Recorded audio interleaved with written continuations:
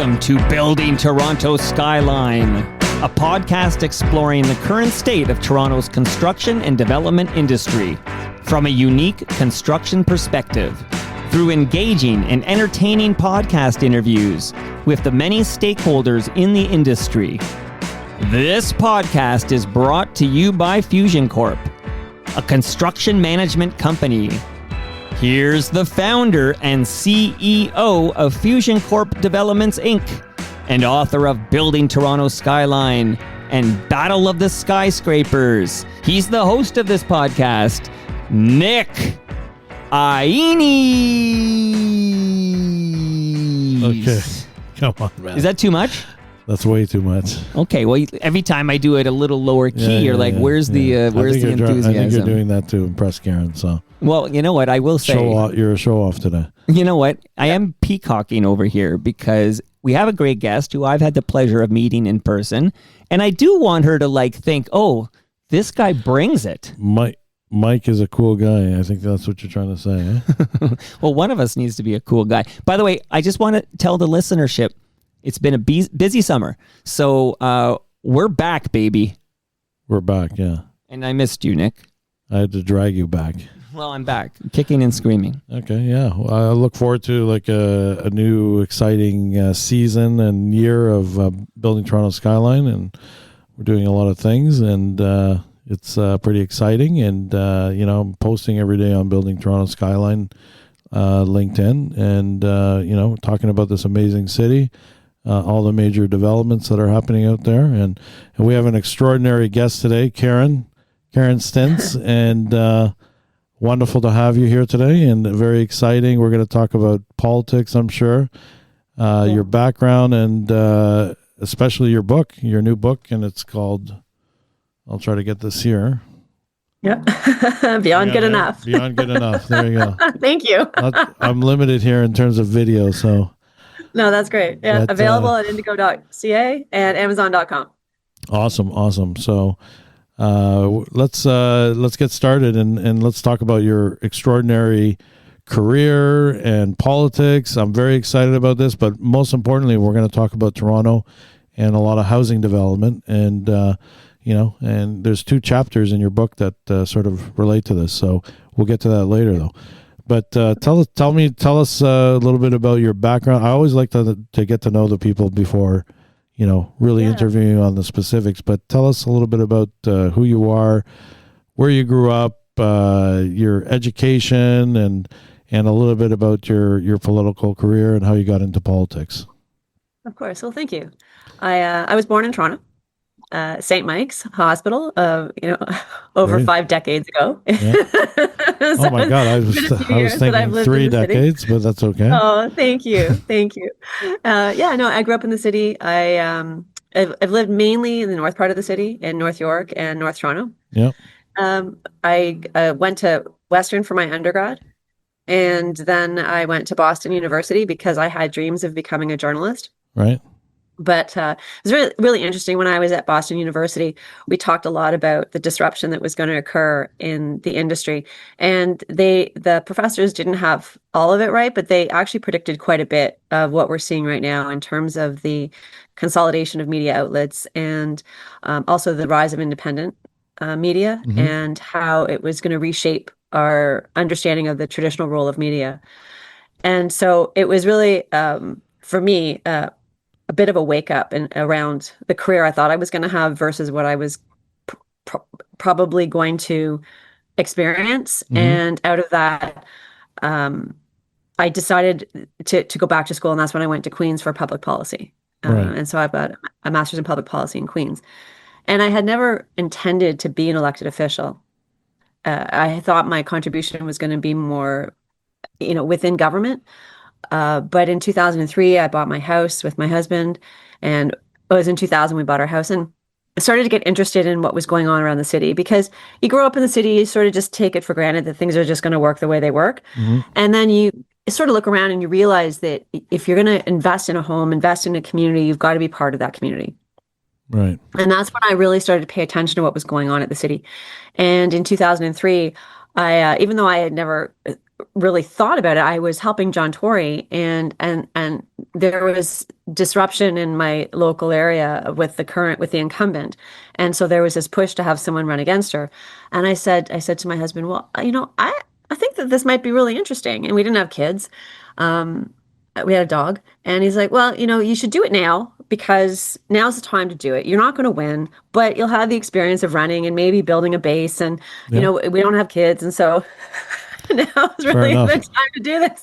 And so I went from helping Tory and his campaign to running my own campaign.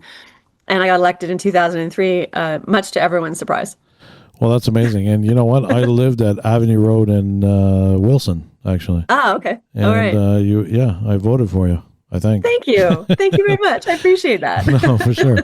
Well, I like conservative candidates, obviously. I'm a conservative, for sure. Maybe even more far right, but just kidding. No, is there a further right, Nick? No, I'm a very balanced person. I think everybody should have a right to a political viewpoint, and we should listen to both sides of the equation. I agree with you. I agree with you. And we shouldn't get upset every time someone has a different opinion against ours. So, Yeah. So I think so how did you actually make that decision? Did you get help? Like, I mean, obviously you were helping John Tory on his campaign. I mean, the way I see politics in Canada is that you kind of have to know someone to get into it. Well, and you definitely need to know someone to win.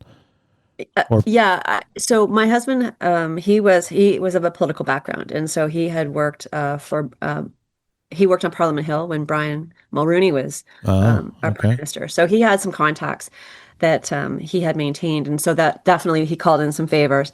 But it really was a family effort. Like, my mother-in-law was out knocking on doors for me. My dad was putting up signs.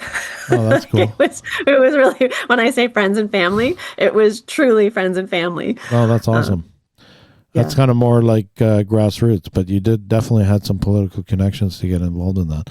And I wish Canada was a little bit more open to, other candidates, but I guess, it's hard to get your name out there for sure. And it's hard to, and it's a dirty business too, as well. I'm seeing that. I've kind of got entrapped into something. I'm not going to talk about it, but you've already said too much. Nick. I've already said too much, but that's exciting. So, you got elected. You won. And, I won. Yep. Which is amazing. 11 years on council. At that time, John Tory didn't get elected. David Miller was the mayor. So I served as a city councillor while he was the mayor for 2 terms. And then he didn't run again. And Rob Ford was elected. And I was with Rob Ford for 1 term. And then I made a bid for mayor, was not successful, so I took my name off the ballot, and I left politics with the intention of not returning, because I got a great job as CEO of Variety Village and Variety the Children's Charity, which was a great organization. So with that, I was there for over 10 years doing that role. Right. And then I got called back into politics again, because I was looking at the country and where we were going and the drift that was happening. And I didn't know what to do other than put my name on the ballot, because I had run before and I knew what that was. And I thought, well, maybe this is how I can make a change to talking about, to your point, talking about the issues, because I feel sometimes that Canadians, they would just prefer everything to be okay, and they don't want to upset or ruffle. And so because of that, we have a tendency not to be able to discuss things and openly talk about the challenges we're having, so that we can begin to talk about solutions. Because if you can't even talk about what's going wrong, you can't begin to arrive at a place where you can have a solution. And so I did in that last federal election. I put my name on the ballot and I ran for the Conservatives in Eglinton Lawrence. And I lost by 888 votes. Yeah, no, I heard about that. so that stung a bit. That's a tough one. Maybe they stuff some ballots or something like that. Right? I don't know. Maybe there's a box somewhere out there that has my winning ballots. But I think you're right. There's definitely always this short election period that we don't really get to hear a lot about the issues. And it's unfortunate, because I don't think we participate much in politics, or Canadians don't get to see all the the major issues and talk about these major issues, because we have a lot of them now. It's real. Our country is in a very difficult position, and We are. economically and so many other issues, including safety and immigration is a big problem as well. And it's and I'm concerned because it's getting worse, in my opinion. But anyways, I'm not the expert. You are, and No. yeah. So after that, when I had some time, it was actually Sutherland House, Neil, who is at Sutherland House, he reached out to me through LinkedIn and said that he thinks that a book about Toronto needs to be written. Oh, cool. And he had been noodling it around and he was looking for someone who might write that book. And he reached out to me to ask me if that's something that I would be interested in doing. And I had never written a book before. Yeah, of I course. had a weekly column or a monthly column at the North Toronto Post. That was kind of the extent of my contribution. But I also had stayed involved. And so I was on News Talk 1010. I was on Zoomer Radio. I had my column. So even though I was out of politics, I stayed engaged in the issues through political commentary. Awesome. So I I reflected on, could this be my contribution? Because if it wasn't going to be in politics, how could I help start these discussions that I think we so desperately need to have? And so I took him up on his offer, and I spent last year writing this book. And when I said to him that I would do this, I said, there's a municipal election coming up in October. We need to get this book out by then. Right. And so otherwise, Well, it's not that it's not that it won't still be valuable contribution, but if there's a way we can get it out as part of this dialogue for the next mayor, I think it would be more impactful. no, I agree with you. It's timing is everything sometimes, right? And Yeah. so back up a little bit and tell us a little bit about your experience in Toronto, because people want to know what it's like behind the scenes. And I think, if you can share some of the stories or some of the issues that you had to come across and or challenges, I'd love to hear more about it, because I don't know. You know what? We don't really know what it's like to be there, what the day to day is like. And, I know that most of the, I guess, Toronto Council are more of, sort of left, sort of ideological viewpoint, which is not a bad thing. It's just the reality of it. So maybe you can just give us a little insight into what it's like to be a councillor in Toronto, what the day to day is like, and give us some insight into how Well, our city works. yeah. So again, I left council in 2014. So we're talking about, a decade since Sure. I've left. So I just put that out there as the lens. But you really need to be that expression, a jack of all trades and a master of none, Right. because you just need to know a lot about a lot of things, but you can't really do a deep dive into anything. Right. Because when you come to council, you're being asked to make decisions on development, transportation, not so much public safety, but a whole range of city issues. But you've been elected by your community, so you really need to focus on your local issues. Right. And so one of the tensions that each councillor holds is that they need to pay attention to what's going on in their community, whether it's development, traffic, parks, whatever it might be. But there's a whole city churning and needing leadership in various areas. And no, the mayor can't hold all of that. The councillors can't hold all of that. So there's a lot of things that continue to happen, not so much by intention, but by the fact that they just keep going, Right. but because focus is elsewhere. Right. And Right. focus tends to pop up on the immediate issues of the day. Like when I think about how much oxygen was sucked out of our city over the naming of Sankofa Square, which Oh is my God. bizarre and bananas and a whole, like we could talk about that for days. Oh my But, God. during that time, right, we have cars being stolen out of people's driveway, every 47 seconds. Right. And we don't have anybody standing up to say, what is happening in our city? And I understand the mayor will say, well, I don't have responsibility for, bail reform or sentencing or the criminal justice system and all that. But my argument is that as the mayor of the city, the impacts of crime and what's happening are affecting people, and it's your job to represent people. So even if you don't have all the authority, you have the obligation to be the advocate for finding the solutions. Yeah, I agree. And making it an issue. And the mayor can do something because he's the mayor of Toronto. He already holds 100%. That power. You go and you 100%. You go talk to the federal government, the provincial government, anyone you need to advocate for the city for, in that particular case, safety. So I mean, I agree with you on billions of dollars in the GTA, billions of dollars in insurance claims for stolen cars each and every year. All of our rates are going up. People are like building security systems in their home. They're hiring their own private security. That is a failure from my perspective, a direct failure of leadership at City Hall, because our mayor, whoever they were, should have been out pounding, saying we need to fix this issue, because it's not just about stealing cars. It's about the fact that our city has been infiltrated by a criminal network that feels that they can come here and take advantage of our system. And that is on every level of government, but someone needs to own it and fight for it, because I don't think the average Torontonian understands how bad it is and how much the criminal element has taken over aspects of our city to a very detrimental effect on communities. Yeah, we're seeing it more and more every day. The violence, the issues that are occurring in our great city. So, yeah. So I mean, I guess as a councillor, what is your what's a daily life like as councillor? Like, just to give us a very kind of like different. You show up at the office. What happens?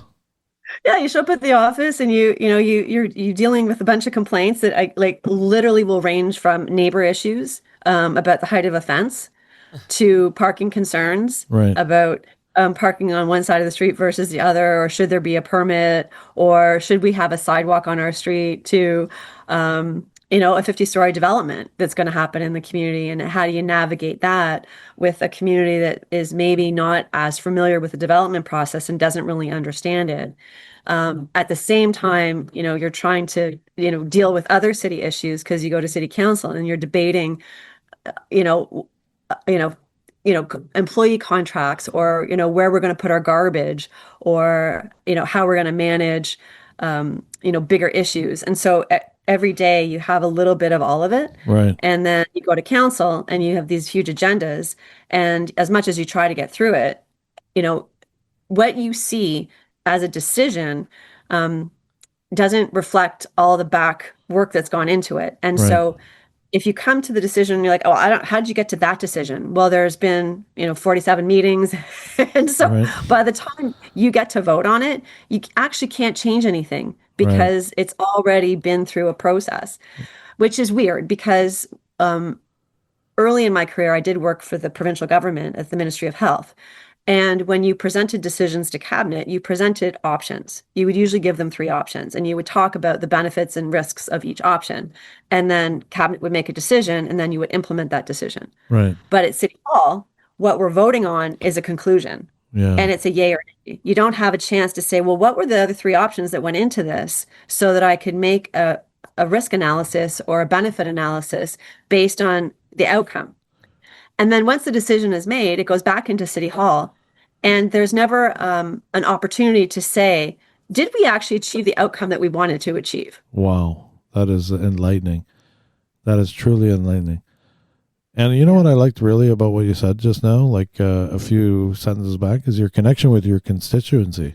That was interesting. So you actually, like, you're fielding, your office is probably fielding calls, and you're actually listening to your constituents, and that's really cool. I think, because I just assume that every councillor, they get so many calls, and maybe some of them don't care so much, but I think that's important. Yeah, and that's the bread and butter, because there was many times I had to show up at people's driveways and talk about what was going on with their neighbors or the street parking. And when I was running federally, actually, because I ran federally in the community that I represented as a councillor, and I knocked on doors, and people remembered, and they said, thank you for coming out to my house, and helping me deal with my tree or my neighbor. Or one woman, her water was cut off for some reason by the city, and it had nothing to do with her. It was just the fact that the city cut off her water, but she had 2 little kids. And she called my office in a panic, and we went and we dropped her off water, and she remembered that. Oh, that's really cool. Yeah, I think that's a very important thing that politicians miss, is that they have an obligation to serve their community and listen to the people. And I'm not sure how much of that goes on, because I'm kind of an outsider to politics. So we only see it from the outside, but I think that's great. And I like that you really had that connection with your people, and that's amazing. So yeah, that's really cool. Thanks for giving us that insight. It kind of gave us the inner workings of the city, like even if it's a glimpse of that, but it's pretty cool. And yeah, I want to move on to, and your career is probably amazing. And I liked the fact that you were doing some amazing work with charity and helping people. You seem to be a very altruistic person, and helping others is a very important part of your life. It looks like that to me. And that's great. Thank you. And so let's get on to your book. And I don't know where to start, but there's two chapters in particular that I really like because of a little bit about the building boom and affordable housing. So if you want to talk about your book in general, we'd love to hear what you have to say about your book in general, and talk a little bit about, what it's about, and give us, your thoughts on, and talk to us. So love to hear more. Thank you. I started, I sort of picked up after amalgamation, because I remember the discussion. I'm old enough to remember the whole discussion about amalgamation and whether we should, take our 5, cities and become a mega city. Right. And I remember at the time thinking that was an exciting idea that would really help Toronto become more than the sum of its parts. Mm-hmm. That it would put us in a place where we could be the economic center, which we were, but it was kind of by accident. Right. And there was a book that was written about Toronto before amalgamation that was called The Accidental City by Robert Fulford. And I thought amalgamation was a chance for us to be intentional. Right.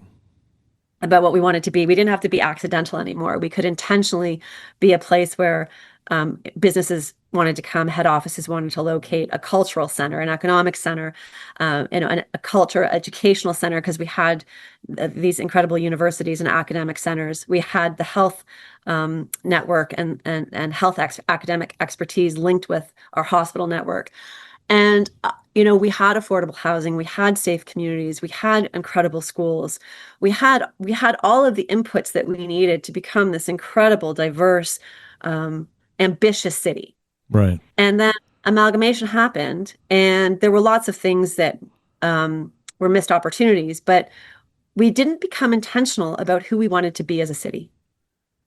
And part of it was structural, I think, because the way City Hall was structured. Part of it was just, how we constrained ourselves. Part of it was missed opportunities.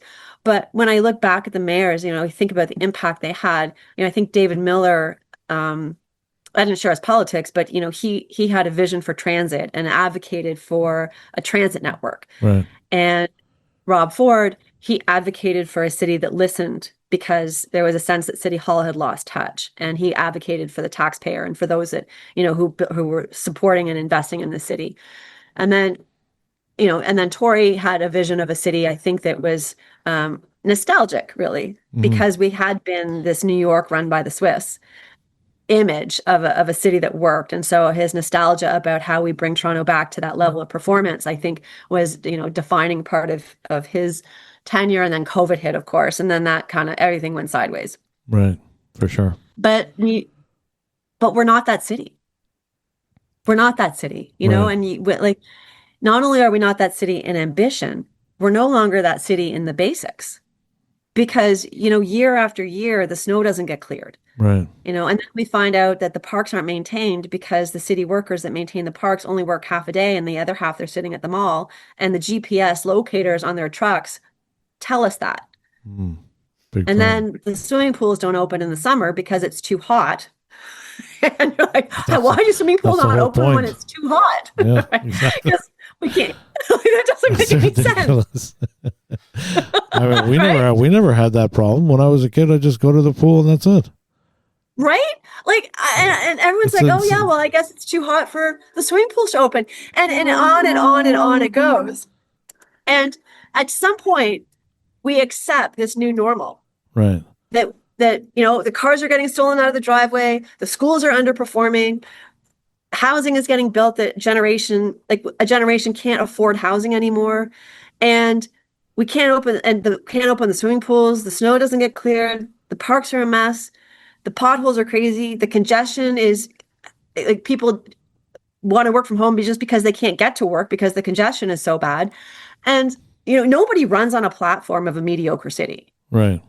They want the best. But we've collectively normalized the substandard delivery of city services. Right. And then we buy into this, well, it's just too expensive. Well, property taxes have gone up. How much have they gone up? Like 10%, 12% the last couple of years? Mm-hmm.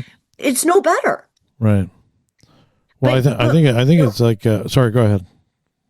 No, but and just a footnote, but it could be better. And it's not just about the money, because during the World Cup, we cleaned up Union Station. We cleaned up the transit system. We actually enforced, no parking where there shouldn't be parking so people could get from A to B. And the city worked. Right. But I think it's like this, when you have this animal, like, cause I'm a business owner, you have this beast that you're trying to control, and it's very hard to make those changes because there's the daily things that take up your time every day. And you really have to focus in on, one problem, fix it, move on to the next problem. And it's like a massive undertaking, but you really need that mayor who has a vision. And I think if you go back to how you say we're an accidental city, and then at some point we amalgamated, that was Mel Lastman, obviously, right? And did you know him at all or no? I didn't. No. Did you like him at all or no? It's interesting. I think that what I liked about Mel Lastman was that he was ambitious. He had ambitions for North York. He wanted it to be like down, he built downtown North York. Right. Because when I grew up in North York, there was no high rises along Yonge Street. It was all, 4-story buildings at the max. And I grew up on Elmwood Avenue. There was a Dairy Queen at the end of my street. I could walk to school. It was, but now you look at it and it's completely transformed. Right. And that was all Mel Lastman, because he had this idea that North York was going to be a destination. He built a Center for Performing Arts, not without controversy, but he had an idea for what he wanted North York to be. And then he had an idea for what he wanted the city to be. And he was a promoter. He was a promoter. He was a promoter. Big time. At the end, things got a little bit controversial, but he, at least he had big dreams. And, I just feel we've lost that ability to dream big for our city. Yeah, that's cool. And so tell me more about the premise of the book. So you have the accidental city and keep going. And we'll talk about today's mayor race afterwards. But. Okay. So then, fast forward. So, what happened after amalgamation? Where did we succeed? Where do we have missed opportunities? And it's not, but I wanted it to be a book about hope, because we do have these challenges, but we also have solutions. Right. And, to your point, we can't implement them all tomorrow, but if we could be intentional about some of them, we could move the needle. Right. And one of the things I talk about is development, as I'm sure you must have experienced. It's a very opaque process whereby, city councilors have a say, and then the city has a say, and it takes 2 years to get an application approved if you're lucky. Yeah. And then you have to pre-sell the units. And by then market conditions change. And then, and we had this idea that density was going to bring us affordable housing. And in fact, the opposite happened. Yes. And it didn't happen overnight. It happened over time. Right. But nobody kind of sat back and said, hold on, how do we get to a place where we're selling condos at $1,300 a square foot? Right. And why is that happening? And I hear about development charges, which are definitely a problem. But the other reality is we had an investor model that we used to build housing. Yes. So people buying those units and those properties weren't going to live there. Yeah. And they were flipped and sold, and then people rented them out and they became rental units or Airbnbs. But, we created this disconnect between people who were investing in that new housing versus the people who lived there, Right. because often the people that were buying those units weren't living in the community. Yeah, it was And so definitely an investor driven, and I actually lived it because that's what I did. I'm in the condo right. industry, and I actually graduated from Ryerson in '97, so I was getting right at the infancy of the condo market, and I lived through the whole boom. And we used to see we'd get these groups that would come in and buy condo units. That's what they did, and it was good for the developer because he needed to get over the hump line to get his financing in place. So yeah, I think that's a great point, and I think that you're right on the nail there. So, and look at the market now. Now we have a collapsed condo market. Right. It's completely finished, and it's going to be like that for a very long time.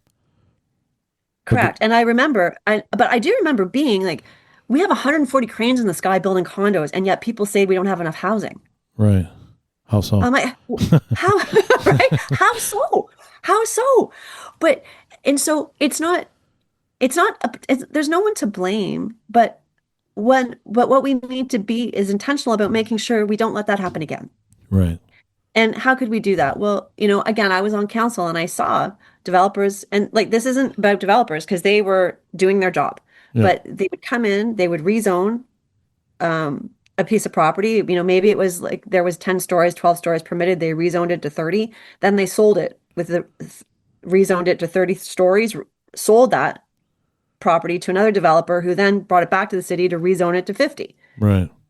And so nothing's wrong with that, but it drove up the cost of land because it became a speculator's business. And then it became an investor business. Right. Right. And then we're not talking about homes anymore. We're talking about something very, very different. Right. Right. Right. For sure. And I think that's a reality when you're building a huge, like anywhere over like 40 to 80 stories or 100 stories, whatever it is. And, I think that's kind of like, it's hard to sell all those units just to end users, obviously. But I think if you're looking at like, sort of your mid-rise development, that really works. And that's more end user based. And I think we're going to see some of those condos, if we're moving into the future, I think we're going to see some more modest type condos being introduced into the marketplace in Toronto, outside of Toronto. And, we're certainly a mid-rise builder. And but I think that's where the future is. But you're right. But how do you sell all those units to, like, you got to have I guess a good balance is probably what we're looking at. Well, and also, I've heard, and then you can keep me honest on this one, but I've heard it takes as long to get a mid-rise approved as it does to get a high-rise approved. No, for sure. There's no real difference. And that's bananas. Yeah. Like if you could have your mid-rise approval under 6 months, how would that change? Like how would that change your model, your financing model? It could. Yeah, very well, very well.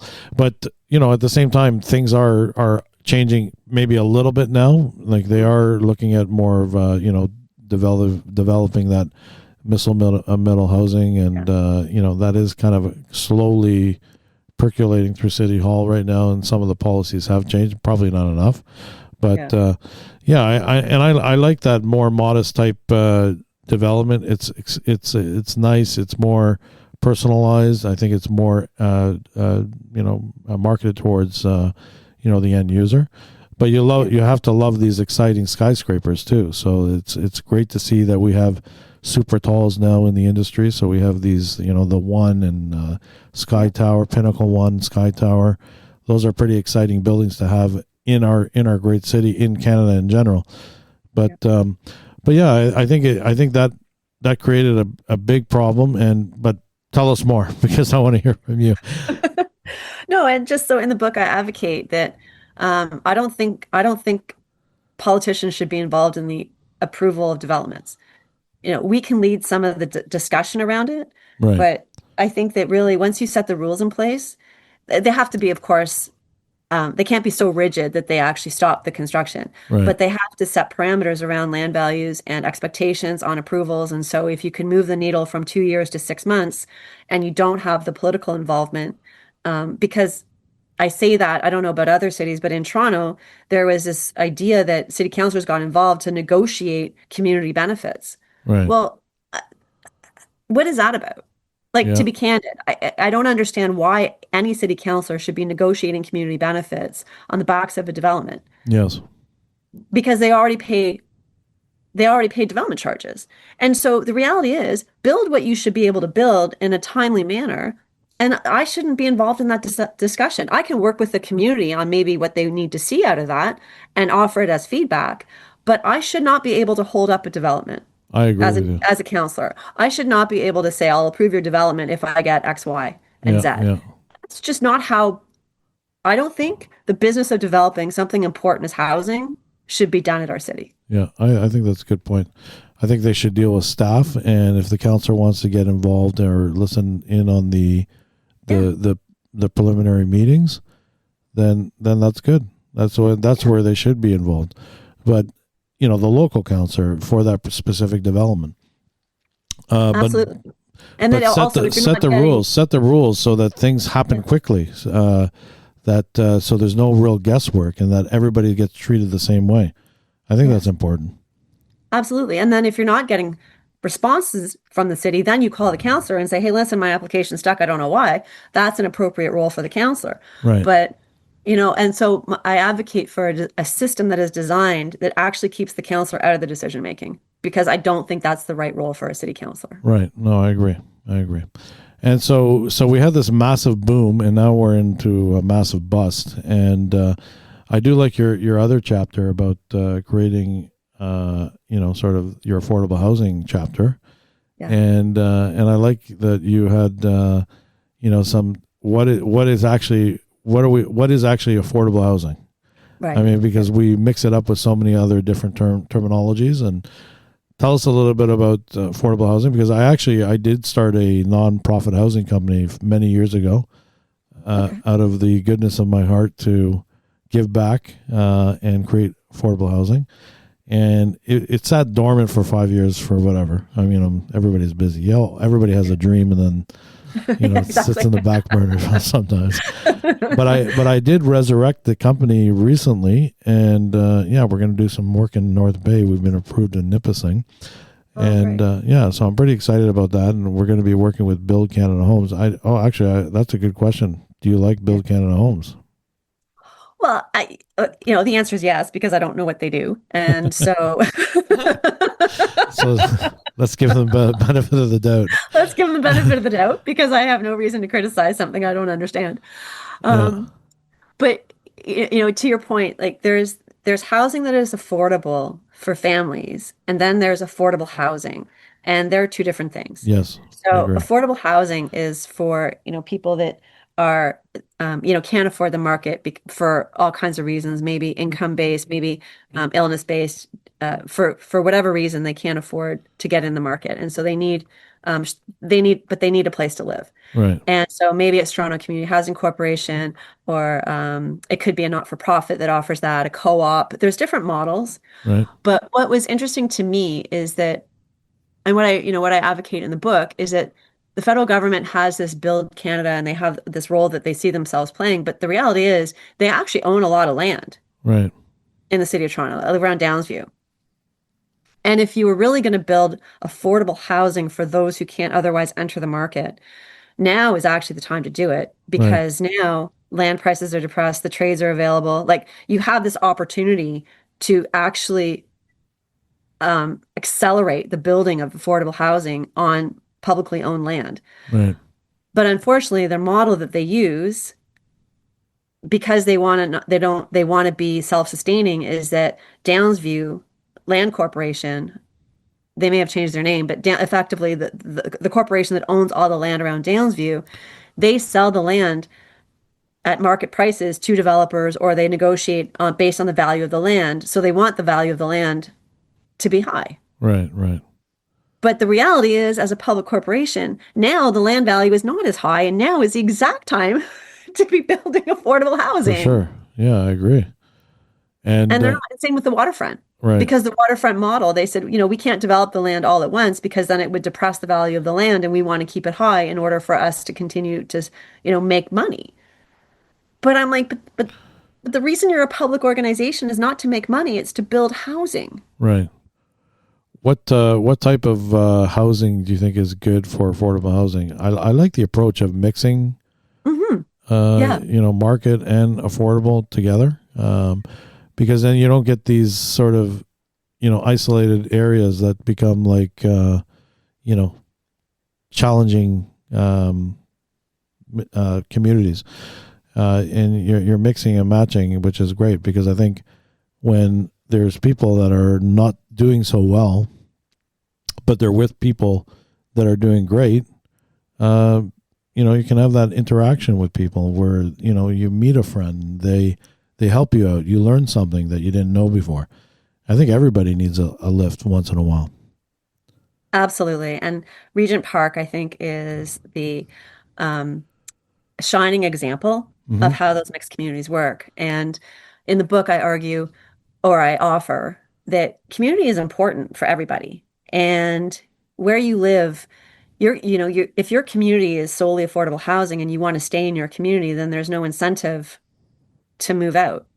Right. But if you have a community that's a mix of affordable housing and home ownership and rental, then you can stay in your community even while you move into a different category of housing. And so you have reason to invest in your community. And if you have that mix, then you can draw in grocery stores. You can draw in other stores. You can draw in different amenities. Yes. And to your point, you don't have this affordable housing island separated from all the other amenities and community centers that actually build strong, safe, cohesive Exactly. communities with diversity. So I love the Regent Park model, and I think we should do more of that. And we have the opportunity to do more of that. And so I think that politically there is great support for it. It's just because it's not been intentional, it just sits as a good model that nobody's doing anything about. Right, right, right, right. Yeah, there's a lot of opportunity out there, and I think there's a great opportunity even now, like you said, because it's the best time to build because there's so many people that need the work. There's a lot of construction companies out there that are having challenges, trades that are looking for work. I've never seen it like this is the first time I've ever seen it, where we were struggling to get 3 prices for something, and now we get like 15 trades. Yeah. That are hungry for the work. So it's a good opportunity for governments to get involved. But I just don't think it's fair because we all want to participate, right? And when governments get involved, it's just difficult for some of the middle players or the smaller players to actually get to participate in this sort of new model that's created. So, but yeah, I think it's it's a wait and see to see how well they do, and I'll be submitting with the District of Nipissing to see how our project's going to go through Build Canada Homes. I don't know what to expect either, but I've heard a lot of things, and in general, talk a little bit about the other affordable type housing for people who actually just can't afford to get into the market, and what are the solutions there? Because I think there's a good differentiate. There's actually the affordable, which is kind of almost like a social housing versus ordinary Canadians who just can't afford to get into the market now. Yeah, I think that the market is correcting itself. Right. Because as we saw, the investor, it was interesting. The investor driven model for how condos were built impacted single family homes. Right. And as the price of a condo went up, the price of a single family home also went up. Right. And now the condos have, we're seeing a deflation of those values faster than we are single family dwellings, single family homes, because again, that we're not building as many single family homes. So there's still a bit of a supply and demand issue there. But the reality is, in my neighborhood, houses aren't selling because homeowners are unwilling to reduce the price of their home to where the market is at right now. Right. But I think we need to accept that that's going to happen.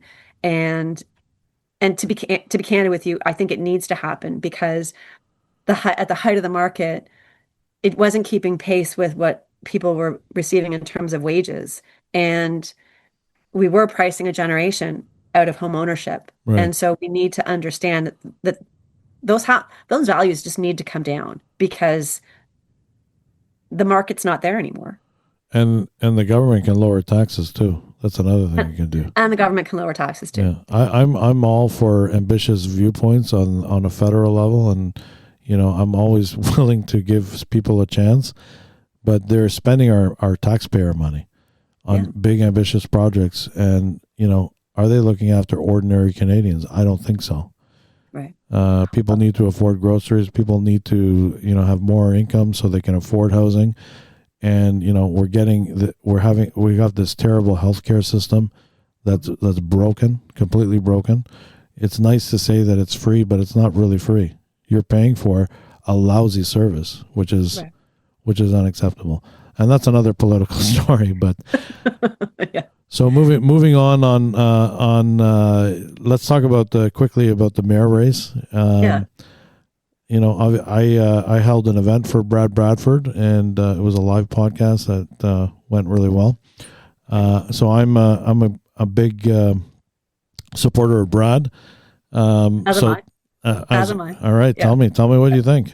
Tell me what you think about the race, and does Brad have a chance? It's tough to beat the incumbent there, because she gets a lot of political support from call it this political machine that backs her. So the liberal sort of candidate there. So go ahead. I don't know much, but I want to hear your insight. I met with Brad. The first time I met with Brad was over 5 years ago. I was still president and CEO of Variety Village. And, he came and talked to me about his ambitions for the city. And I just really enjoyed his energy and his enthusiasm for what the city could be. Right. So when he ran for mayor in the by-election, I supported him at that time. And he didn't get the traction for all kinds of reasons. But, afterwards he was like, oh, you know what? What am I going to do? And I'm like, you know what, Brad, you are in a perfect position right now on council, because you can be the alternative voice to Olivia Chow. Mm-hmm. You can be, the opposition. It doesn't mean you have to oppose everything, but you can be that counterbalance to what she's proposing. And you are the only person that can do that.